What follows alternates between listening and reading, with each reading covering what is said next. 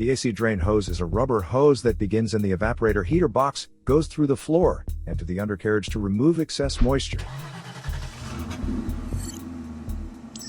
It is located on the engine compartment side of the firewall. A clogged AC drain hose will cause a musty and moldy smell inside the vehicle cabin and blow out hot air.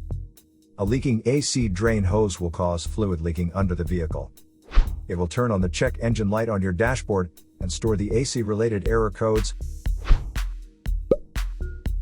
Short distance driving is permitted if you find these symptoms in your car, but your vehicle should be repaired ASAP.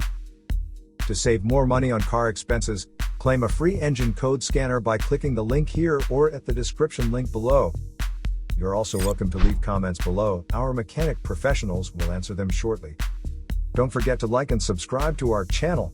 Thanks again for watching this video.